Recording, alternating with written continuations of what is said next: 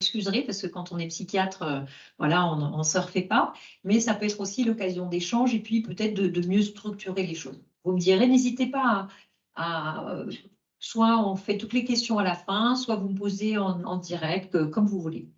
Comment je fais pour avancer? Il faut que je me mette par là. Donc, je suis le docteur Juliette Grémion, je suis psychiatre. Pour me présenter, donc ma formation, je suis ce qu'on appelle un psychiatre. Je travaille depuis plus de 20 ans dans un service de psychiatrie générale, donc à l'hôpital Paul Guiraud à Villejuif. J'ai une formation à la base, on va dire, très biologiste, entre guillemets, c'est-à-dire pour moi, je crois en les médicaments. Les médicaments, ça a été quand même une révolution pour les patients. Et puis après, au niveau de la thérapie familiale, au niveau de la formation de psychothérapeute, j'ai fait une formation de thérapie familiale d'orientation systémique. Là, je vous ai mis une petite photo de tous mes maîtres, entre guillemets. Vous avez vu, hein, pour l'instant, il n'y a pas beaucoup de femmes. Jean Houry, qui est pour moi être un psychiatre formidable, qui associait la thérapie biologique, on va dire, et puis la thérapie institutionnelle. Paul Vlacevic, qui est vraiment quelqu'un de formidable pour l'approche systémique. Et puis, dernièrement, depuis maintenant 4 ans, je suis formée au TAC, les techniques d'activation de la conscience, qui est une technique, on va dire, dérivée un peu de l'hypnose ericksonienne, développée par Jean Becchiot, et qui a transformé ma pratique, et en particulier pour les patients souffrant de schizophrénie, qui apporte beaucoup de soulagement. Non, mais c'est bon, je peux faire ça, me faire bouger. C'est moi. Ah, c'est Oui. parfait. Pas pour interrompre. Thérapie systémique, ça veut dire quoi? Alors, la thérapie systémique, il y a 2 courants de thérapie d'orientation systémique. La systémie, ça mériterait tout un cours. C'est de dire que quand on est un être humain, on est toujours en interaction avec tout le monde, son entourage familial, ses amis. Et quand on a une difficulté, ça peut être en lien avec des problèmes d'interaction. Et que, par exemple, les familles, ça fonctionne comme un système avec des lois. C'est une thérapie un peu mathématique, enfin basée sur les mathématiques. Ça mériterait que je vous fasse tout un cours parce que c'est vrai que c'est un petit peu compliqué, mais c'est pas la même thérapie que l'orientation psychanalytique. Voilà. C'est très basé sur le relationnel et se dire qu'un symptôme peut aussi avoir un sens. Et quand on exprime quelque chose, c'est aussi en réaction avec ce qui se passe, par exemple, dans la famille. Voilà. Alors, la définition, on va dire, un peu générale de qu'est-ce que c'est que la schizophrénie, c'est une affection psychiatrique qui est quand même assez fréquente. La prévalence, on dit que c'est 0,5 à 1%, on a un petit peu du mal un peu à faire vraiment la prévalence, qui est ubiquitaire. Donc ça, ubiquitaire, ça veut dire que ça existe partout. Hein, c'est pas que culturel, ça a toujours existé, ça existe partout, même si effectivement il y a des études qui montrent que quand on est dans des milieux plus stressants comme les milieux urbains, il y a, paraît-il, plus de fréquences de troubles schizophréniques. Je mets toujours la schizophrénie au pluriel parce que c'est extrêmement hétérogène. Il n'y a pas une forme, chaque patient est différent. Et c'est d'évolution prolongée. Effectivement, c'est une maladie qui est considérée à partir du moment où on met le diagnostic de trouble schizophrénique. C'est pour ça que souvent on met du temps avant le mettre, parce qu'il ne faut pas mettre une étiquette, mais une fois qu'on l'a mis, on sait que c'est pour très longtemps. C'est des origines multifactorielles, je vais vous en parler un petit peu. Ça entraîne un handicap qui est variable selon l'évolution. Hein, moi, j'ai des patients, effectivement, que je suis depuis plus de 20 ans. J'ai une patiente que je suis, c'est ma chouchoute, comme je dis, depuis que je suis interne. Voilà, et ben, elle a une forme très légère, et puis elle vit sa vie, et tout va bien. Et puis, il y a des formes beaucoup plus sévères qui, malheureusement, ne peuvent pas sortir de l'hôpital pour différentes raisons. Alors, le sexe ratio, c'est juste pour dire, est-ce que c'est plus fréquent chez les hommes et chez les femmes? C'est pareil, hein, c'est pareil. Et ça représente 6 000 personnes en France. 600 000, pardon. 600 000. Voilà, donc beaucoup de monde hein, qu'on ne voit pas, qui vivent leur vie. Voilà. Alors, ça, c'est très important parce qu'effectivement, il faut sortir de l'idée reçue qu'on avait, hein, surtout quand on est thérapeute familial, tout de suite. Quand je dis ça, les parents, ils pensent que c'est parce qu'on pensait que l'origine était familiale. Non, hein, on sait bien que l'origine n'était pas familiale. Les thérapies familiales, il faudrait là aussi que je vous replace dans le contexte pourquoi les gens pensaient, sûrement parce que quand quelqu'un avait des troubles schizophréniques, ça faisait des troubles du langage, c'était difficile et qu'à la fin, tout le monde devenait pas bien. c'était des théories qui avaient été faites avant les neuroleptiques. Donc, avant qu'on sache vraiment que c'était une maladie biologique. Voilà, c'est pour des tas de raisons qu'à un moment, on s'est dit qu'il y a des... Mais il y a quand même des facteurs génétiques. C'est très multifactoriel, donc ça dépend des gens. Il y a des facteurs génétiques. Quand vous avez une personne qui est atteinte de trouble schizophrénique chez un jumeau, hein, son frère jumeau ou sa sœur jumelle a 50% de chance, une chance sur deux d'avoir aussi des troubles schizophréniques. Donc, vous voyez bien que c'est quand même très important, mais ce n'est pas 100%. Donc, ce n'est pas que de la génétique. D'accord ? Le risque, pareil pour la fratrie. Donc là, quand on a un enfant qui est atteint de trouble schizophrénique, pour les autres frères et sœurs, il y a 10 à 20% de risque de développer aussi la maladie. Voilà, mais donc c'est une génétique complexe. Hein. Ouais. Juste en ce qui concerne la fratrie, parce que moi je suis concernée, je suis maman d'une personne qui est schizophrène, il peut y avoir aussi dans la fratrie, pas une éviction de schizophrénie, mais bipolarité. Oui, bien sûr, c'est d'autres troubles. Voilà. En une demi-heure, je ne peux pas faire un truc hyper. Je vous dis un peu des généralités, hein, je suis un peu désolée. C'est le Rider Digest en une demi-heure. Hein. Mais tout ça pour vous dire que c'est très complexe et qu'il y a 20 ans, quand j'ai commencé mes études dans médecine, donc il y a 25 ans, on parlait beaucoup la génétique, on avait trouvé le traitement génétique, on ne le trouvera jamais parce que c'est trop multifactoriel. En tout cas, pas tout de suite, hein, peut-être. Voilà. Les facteurs environnementaux précoces, là aussi, on a ces statistiques, on ne comprend pas tout.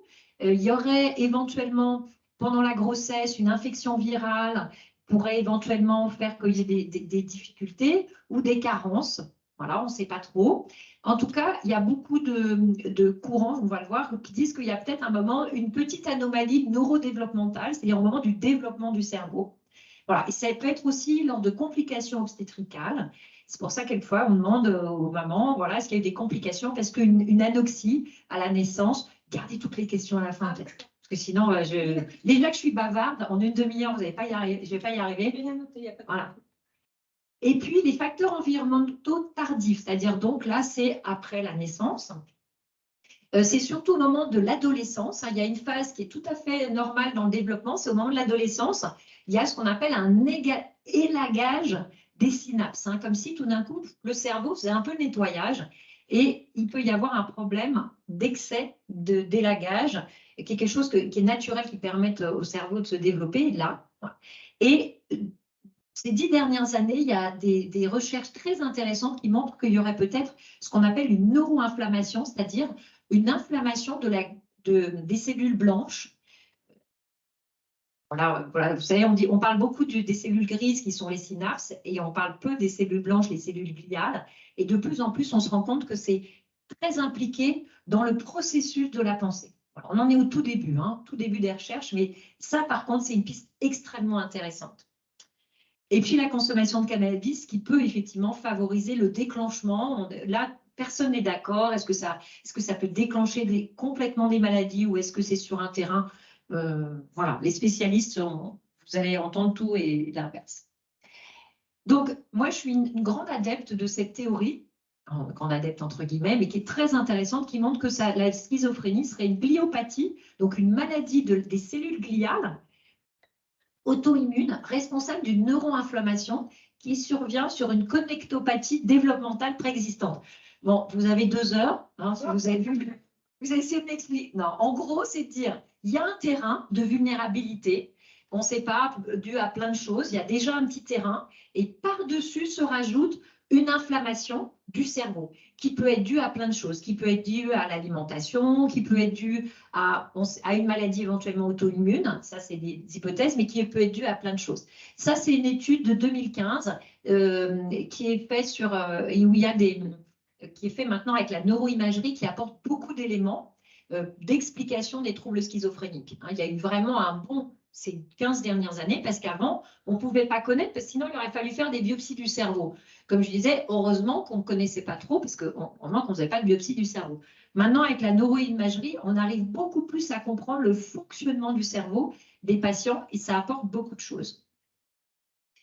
Et donc, alors ça, c'est une petite diapositive que j'ai piquée à un collègue, le docteur Bruno Suarez, qui est radiologue et qui fait des cours avec moi et qui montre qu'éventuellement, la schizophrénie, ça serait, là aussi, c'est tiré d'un autre article, ça serait un effet secondaire du développement cérébral humain, entre guillemets. C'est-à-dire que le cerveau humain, par rapport aux singes, aux primates, a énormément développé son lobe frontal. C'est ce qui fait qu'on est très intelligent. Et peut-être qu'en fait, eh ben, comme toute maladie du corps, hein, la schizophrénie, c'est un trouble cérébral, même qu'il y a des maladies du foie, etc. On est une machine tellement perfectionnée. Hein. Il faut voir comment, quand on fait médecine, c'est fascinant, qu'il y a toujours des choses qui dysfonctionnent. Et peut-être la schizophrénie, comme beaucoup de maladies psychiatriques, serait due justement à cette spécificité du développement du lobe frontal. Donc, on en vient aux symptômes. Comment un psychiatre va poser le diagnostic de schizophrénie? Je vais le développer un petit peu. Je vous ai fait, j'ai illustré mon propos avec 2 films qui, pour moi, sont très révélateurs et qui expriment bien ce que les patients vivent quand on veut le soigner. C'est le premier film, Répulsion.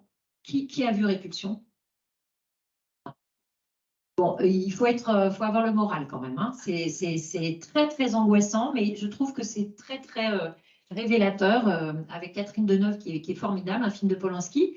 Donc, les symptômes, donc c'est les idées délirantes. Ça, c'est quand même très important.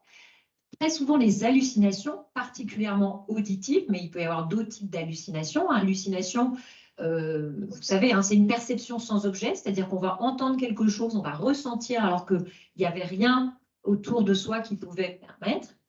Trouble du cours de la pensée, extrêmement important, c'est-à-dire que les patients ont du mal à utiliser la pensée, à penser correctement avec plein de difficultés, ce qui va faire que ça va donner un discours désorganisé ou un comportement désorganisé. On fait des choses un peu bizarres, voilà. Et une discordance affective, c'est le fait d'être éventuellement, dire quelque chose de triste, mais avec un espèce de sourire, ou d'être un peu froid, en tout cas de ne pas avoir un contact naturel comme voilà, un peu inhabituel. Et puis, vous avez tout ce qu'on appelle les symptômes dits négatifs. Hein. Ça, je ne vous ai pas trop dit. Il y a les symptômes dits positifs, c'est tout ce qui est idée délirante. Négatif, c'est plutôt le fait qu'on n'arrive plus à faire ce qu'on faisait avant, avec un apragmatisme, la difficulté à faire des choses et difficulté à se laver et un isolement, parce qu'on a du mal à être dans les relations sociales. Et puis surtout, ce qui est important, je l'ai mis à la fin, c'est pas considéré comme voilà, c'est le déni des troubles. La grande difficulté de cette maladie, c'est que pendant, au moins au début et à certains moments, on est dans le déni parce que comme ça touche le cerveau et c'est le cerveau qui permet de penser, qui permet de raisonner, et qu'on est pris dans des idées délirantes, on peut être dans le déni. On dit ben non, c'est moi qui ai raison, c'est la réalité, ce qui se passe. Voilà. Je vais pas trop vite? Non, ça va? Je vais redévelopper un petit peu. Alors, le diagnostic, ça débute toujours avant, moi j'avais appris avant 40 ans, mais on dit souvent avant 35 ans. En tout cas, c'est très très rare qu'après 40 ans, si vous avez des trucs qui ressemblent à la schizophrénie, on fait tout de suite un scanner. D'ailleurs, avant de poser le diagnostic de schizophrénie, il faut bien sûr avoir fait une imagerie pour éliminer un problème cérébral autre. Mais c'est l'âge de début, entre 15 et 35 ans. Il y a 2 formes d'apparition classiques. Il y a l'apparition progressive, c'est-à-dire c'est l'adolescent qui va commencer à avoir un peu du mal à travailler, du mal à se concentrer, et qui va commencer à s'isoler, qui va commencer à avoir un peu des idées bizarres. Voilà. Et puis, donc ça, c'est ce qui est montré un peu comme ça, ça progresse. Et puis tout d'un coup, pouf, il va y avoir vraiment clairement des épisodes délirants. Et puis, il y a la deuxième forme, c'est il y avait des choses, mais très minimes, on ne sentait même pas. Et puis, tout d'un coup, il y a ce qu'on appelle une bouffée délirante aiguë. On appelait ça un coup de tonnerre dans un ciel serein.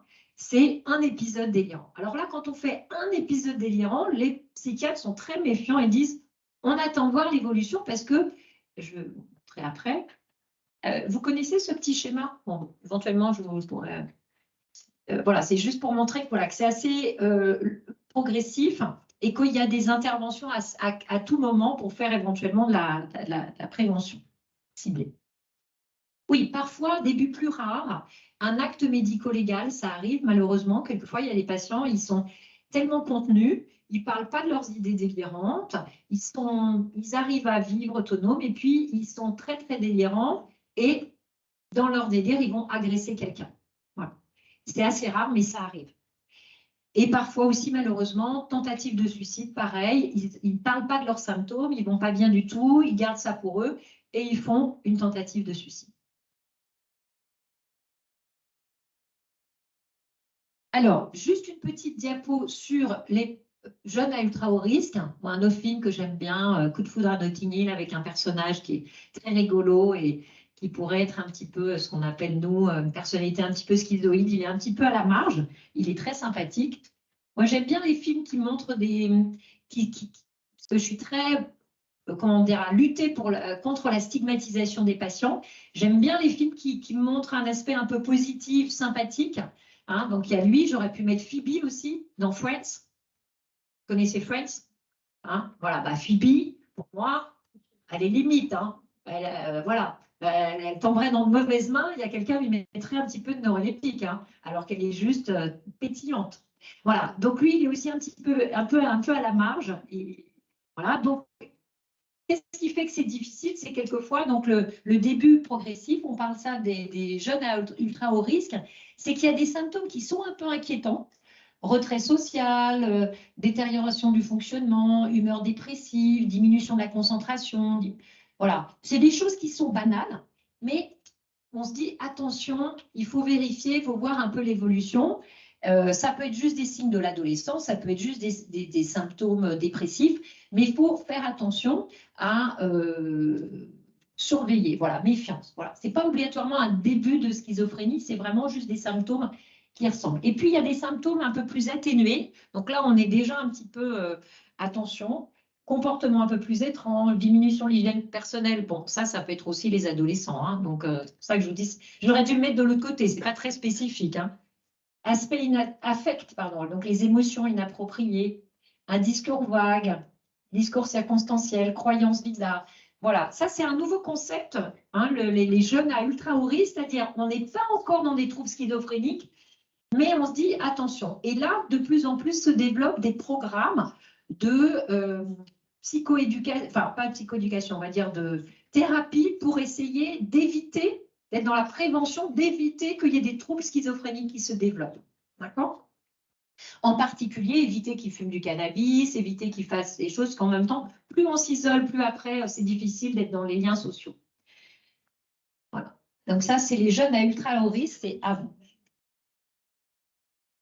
Alors, moi, ça ne marche pas. Voilà. Voilà. Donc, juste pour vous dire, parce que pour vous dire que le diagnostic, on prend toujours du temps en psychiatrie, c'est pas pour embêter les patients, c'est pas pour embêter les familles, c'est parce qu'on sait qu'une fois qu'on a mis le diagnostic, là, on est parti pour, ben voilà, c'est le traitement à vie.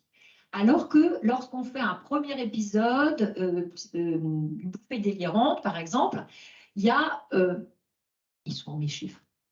Ah, zut, bon, j'ai oublié mes chiffres. Bon, je n'arrive pas à reculer. Sur mon petit schéma, après une première bouffée délirante, vous avez à peu près, on va dire, 25 à 30% des patients, ça sera leur première et leur dernière bouffée délirante, ils n'en feront plus. Il y en a qui vont développer des troubles schizophréniques, c'est pareil, entre 30, ça dépend des études, et d'autres, ça va être l'entrée dans un trouble de l'humeur. C'est pour ça que c'est très difficile de tout de suite dire, ben voilà, c'est le diagnostic de trouble schizophrénique. On préfère parler de troubles psychotiques pour se laisser un peu le temps. Et vraiment, on dit beaucoup, ben c'est l'évolution qui va dire, sauf si vraiment il y a des signes tout de suite d'emblée qui nous font dire que voilà, des troubles du cours de la pensée, des choses vraiment importantes où là on se dit, non, ben là malheureusement, on rentre dans la schizophrénie. C'est malheureusement, mais en même temps, c'est ce que j'essaie de vous montrer. On est au 21e siècle en France et on a plein de possibilités et on va pouvoir bien s'occuper des patients. Alors, je reviens un peu sur les symptômes assez rapidement parce que, bon, on vous parle un peu de l'organisation des soins. Le deuxième film que j'aime bien, qui montre bien et qui est aussi un très beau film, c'est Un homme d'exception.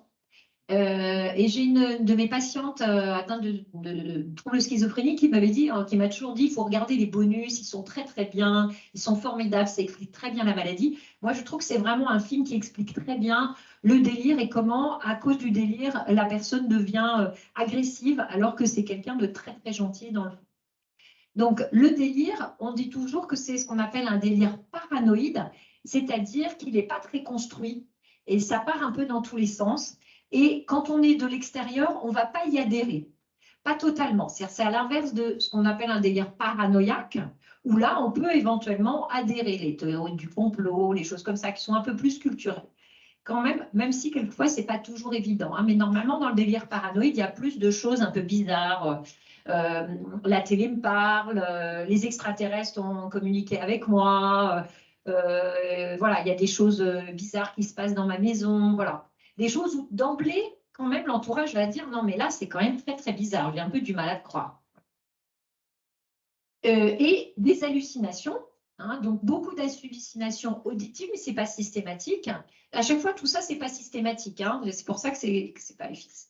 Des hallucinations auditives, des hallucinations aussi beaucoup qui sont très difficiles à vivre, ce qu'on appelle synesthésiques, c'est-à-dire dans le corps. On ressent des sensations désagréables, des choses qui coulent dans le corps. Voilà, c'est toujours en général désagréable. Hein, voilà. Des idées délirantes d'influence, c'est avoir l'impression qu'on est influencé, c'est-à-dire comme les patients n'arrivent plus à penser, que la pensée n'est pas fluide, ils ont vraiment l'impression qu'il y a quelqu'un qui a pris possession de leur corps ou qui. Alors là, c'est intéressant, c'est en fonction des cultures. Hein. Avant, c'était je suis possédée, maintenant c'est les ondes ou c'est la télévision, mais c'est comme si vraiment la personne, à travers des idées délirantes, exprime le fait qu'il ne contrôle plus sa pensée comme avant et qu'on l'oblige à faire des choses, par exemple. Sentiment de dépersonnalisation, c'est le fait, tout ça, ça fait qu'on ne se reconnaît plus. Hein, ça fait des angoisses, la personne ne se reconnaît plus, elle n'est plus comme avant, elle le sent bien. Dans les naissances synesthésiques, je vous l'ai déjà dit, idée de référence, c'est un peu pareil. Quand j'ai fait mon PowerPoint, j'avais cru que j'avais 1 heure. Puis après, j'ai vu que j'avais qu'une demi-heure. Donc, c'est pour ça que là, je suis obligée d'aller un peu plus vite, je ne peux pas tout vous développer. Voilà, délire de persécution, oui, en général, toutes ces sensations, malheureusement, ça fait que les idées délirantes, c'est rarement, ça peut arriver, des idées, on est le roi du monde et tout va bien. En général, c'est souvent des choses où on ne se sent pas bien et où on se sent persécuté par ses proches. En plus, les proches commencent à dire, quand même, c'est un peu bizarre, la personne, elle est dans ses croyances, hein, et elle va dire, mais non, je suis tout à fait normale, c'est vous qui ne comprenez pas. Donc, il y a beaucoup de délires de persécution. Il peut y avoir aussi des délires mystiques. Hein, donc ça aussi, ça peut être assez fréquent. Donc mystique, c'est au niveau de la religion, en fonction de sa religion. Délire de possession, ça je vous ai dit, parce que les personnes ne sont plus comme d'habitude. Hein. Il y en a qui n'arrivent même plus au niveau moteur à bouger correctement. Donc vraiment, effectivement, on peut se dire, mais on n'est plus comme d'habitude. Il y en a qui pensent qu'ils sont un peu comme un robot, qu'ils n'arrivent pas à être comme d'habitude. Voilà.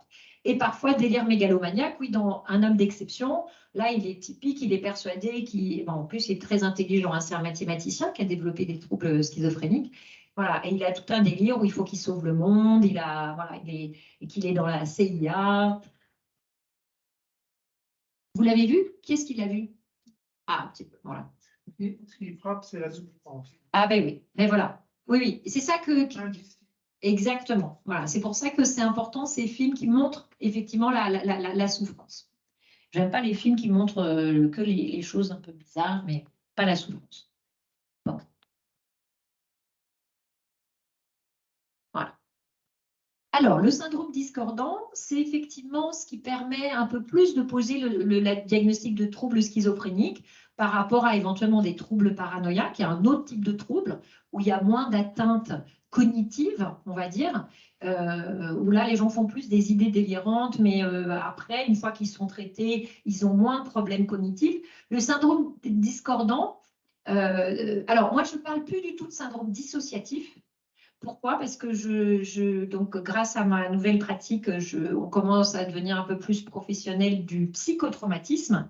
Et en fait, le syndrome dissociatif, normalement, on devrait en parler que pour les psychotraumatismes et pas pour les troubles schizophréniques. Ça, c'est bon, on a des petits comment dire, nuances de professionnels, mais maintenant, il faut vraiment parler plutôt de désorganisation et pas de dissociation. Mais dans les livres, vous voyez encore des choses et malheureusement dans les cours encore. Donc le discours désorganisé, c'est ben voilà, c'est désorganisé, ça part un peu dans tous les sens. Parce que comme la pensée est désorganisée, moi je me souviens quand j'avais appris la psychiatrie, le médecin il disait bien, ben, c'est un peu comme s'il y a il y a une entrée, une sortie, puis c'est comme si les fils s'étaient emmêlés. Pour les troubles schizophréniques, les patients, ils essaient de penser, ça part dans tous les sens. Un peu, moi, ça peut nous arriver à tous, hein, comme quand on est un peu fatigué ou si on a un peu trop bu. Mais là, c'est un peu en permanence. Et bien sûr, ça se voit d'abord dans le discours. Et puis, si on pose la question. Donc, il peut y avoir des patients qui ont des arrêts de la pensée, ce qu'on appelle des barrages. Tout d'un coup, la pensée s'arrête, comme on-off. Voilà. Ou la pensée qui tout d'un coup, passe du coq à l'âne, enfin, donc passe d'une idée à une autre, voilà, n'est pas du tout organisée. Des troubles du langage, il y a ce qu'on appelle des néologismes, c'est-à-dire la personne n'arrive plus à retrouver des mots, ou elle a du mal aussi au niveau de la grammaire. Alors, moi, quand j'ai commencé mes études de médecine, de psychiatrie, il y avait encore des patients dans les hôpitaux psychiatriques qui étaient là avant les neuroleptiques. Et on avait des patients qui avaient ce qu'on appelait une schizophasie, c'est-à-dire qu'ils n'étaient même plus capables de communiquer normalement. Ils avaient un néolangage. On comprenait, il fallait avoir le traducteur. Voilà.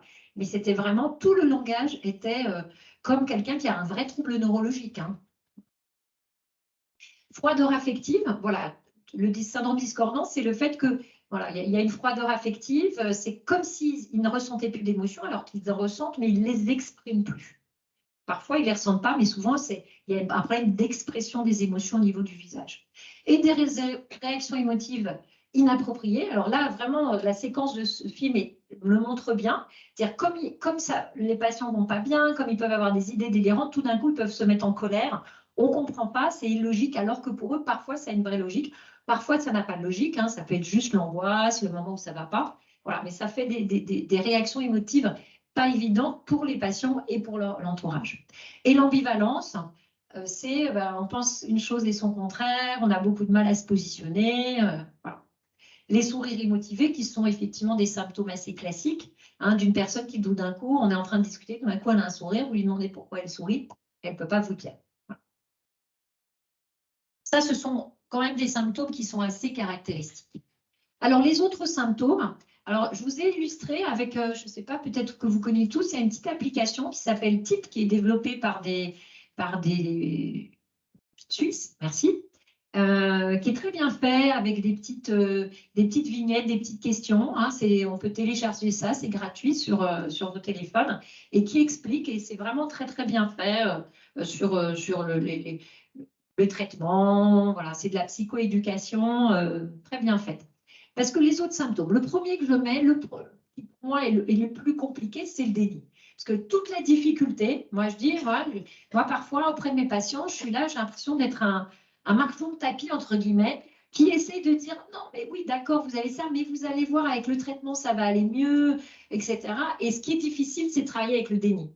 Parce que s'il n'y avait pas le déni, on mettrait le traitement, les patients iraient bien, ils prendraient leur traitement et tout irait bien.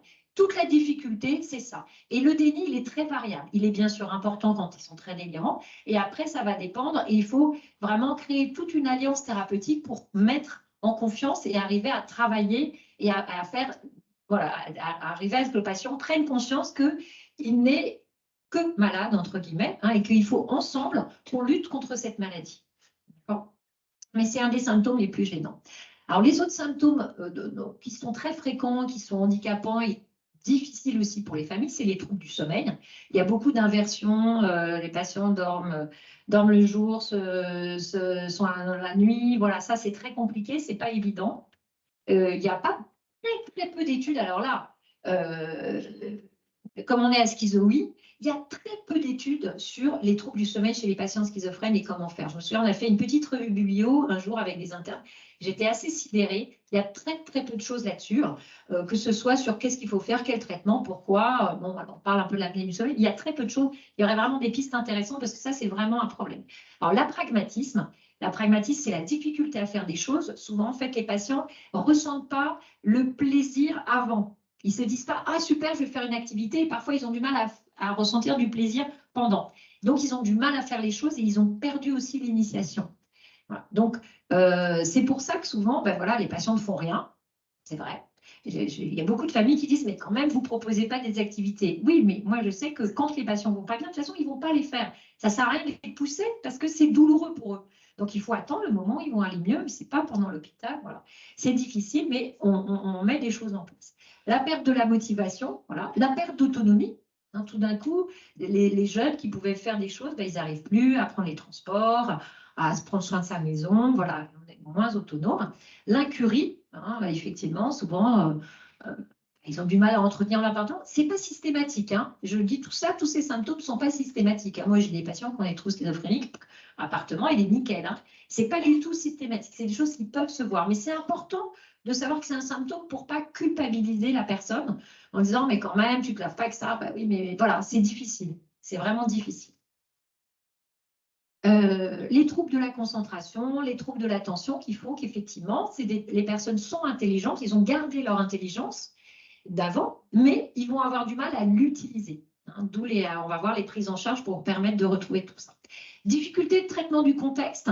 Alors ça, c'est intéressant. Hein, c'est le fait qu'effectivement, quelquefois, les personnes ont du mal, quand on discute avec eux, ont du mal à prendre en compte le contexte. Donc ça, c'est vraiment Phoebe. Hein, on parle de quelque chose, puis elle est complètement ailleurs. On dit toujours, c'est comment avez-vous dormi? Allongé. Hein, voilà. C'est-à-dire, on ne prend pas toujours le contexte de la question, ce qui fait que ça peut faire des réponses un peu étonnantes. Ça peut faire, alors en fonction, ça peut effectivement, voilà, moi je sais que c'est des choses, voilà, il faut faire attention dans la manière dont on communique, parce qu'on peut créer des malentendus. Voilà. Alors, moi j'insiste beaucoup, là parce que justement, donc, avec la technique que je développe, je m'intéresse beaucoup aux autres problèmes, parce qu'il y a les troubles schizophréniques, et puis très souvent, il y a ce qu'on appelle des comorbidités, c'est-à-dire que les patients, ils vont avoir d'autres choses en plus, en particulier des troubles anxieux. Des troubles anxieux, c'est-à-dire une phobie sociale, et ben, ils n'arrivent plus à être indépendamment de leurs symptômes. Hein.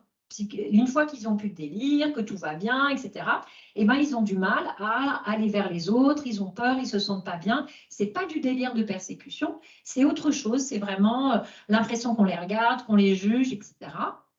Ce n'est pas les mêmes traitements. Des TOC, beaucoup de troubles obsessionnels compulsifs, des rituels, des choses comme ça. Alors ça, c'est intéressant, c'est soit dû à la maladie, mais ça peut être aussi favorisé par les médicaments.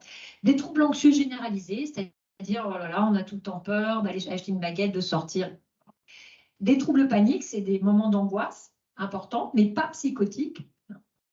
Et puis des stress post-traumatiques, parce que pour moi, là aussi, c'est intéressant. Enfin, le fait de vivre une expérience d'un délire, c'est déjà un événement traumatique. Indépendamment de l'hospitalisation de tout ça, le fait de tout d'un coup avoir pété les plombs comme ça, les patients le disent tous, mais comment j'ai pu en arriver là? Enfin, pas tous, il y en a certains, voilà, mais beaucoup. Et il y a des stress post-traumatiques qui, on est au tout début de se rendre compte que tous ces symptômes anxieux, souvent, les psychiatres avaient beaucoup de mal à les prendre en charge, et soit s'y intéressaient pas vraiment, il faut être clair, hein, c'est vrai, à dire, bah, déjà, on le soigne de la schizophrénie, c'est déjà bien, il va bien. Bon, d'accord, il est encore un peu anxieux. Voilà. Et maintenant, moi, je suis en train de développer, grâce à la technique que je pratique, d'améliorer le confort et la qualité de vie des patients, parce que ça a un énorme impact sur la qualité de vie, même quand ils vont bien. Oula, il faut que je me dépêche. Alors, la dépression, bon, voilà. J'ai combien de temps? 5 minutes? Ouais. Bon, tout ça, vous pouvez retrouver sur je vais juste... Bon, l'évolution, elle est très, très variable. Hein, ça va de... Voilà. Ah oui, tout petit slide pour vous dire qu'il y a aussi des complications somatiques. Ça, c'est par rapport à la prise en charge. Quand on est psychiatre, on est obligé aussi d'être un peu généraliste parce que les patients ont une mauvaise qualité de suivi somatique. Ils n'y vont pas. Et même quand ils y vont, il y a de la stigmatisation. Ils ont moins d'examens, ils sont moins bien pris en charge. Voilà. Donc, quand on est psychiatre, on doit aussi prendre soin. Voilà. Tout le monde connaît le syndrome métabolique. Il faut faire attention. Alors, les soins psychiatriques, ils sont très globaux. C'est d'abord la prévention, comme je vous ai dit, le repérage, le traitement de fond, je vais le développer très rapidement, mais il y a plein de gens qui vont en parler, la prévention des complications, c'est important, et puis la réinsertion dans la vie. Alors, juste ça, 5 minutes, l'organisation des soins, à moins que tout le monde connaisse l'organisation des soins en psychiatrie. Bon, alors, donc, trois grands axes, on va dire. Tout ce qui est dans le domaine privé, clinique privée, consultation privée, psychiatre privé et associatif. Je l'ai mis aussi dedans, même si ce n'est pas les mêmes modes de financement. Où là, c'est non sectorisé. C'est-à-dire tout le monde peut y aller, quel que soit son lieu d'habitation, etc. Vous pouvez aller consulter un psychiatre privé, une clinique privée. Ah ben, il faut payer, mais c'est pris en charge par la sécurité sociale. En fonction des remboursements, mais voilà, tout est payant hein, en fait. Hein. Mais voilà, il y a des dépassements d'honneur. Alors, ensuite, vous avez le secteur public. Dans le secteur public, il y a deux grandes différences. Il y a le secteur public non sectorisé. C'est en général ce qu'on appelle les CHU, les centres hospitalo-universitaires, où là, ils ont aussi des lits, de la consultation, etc.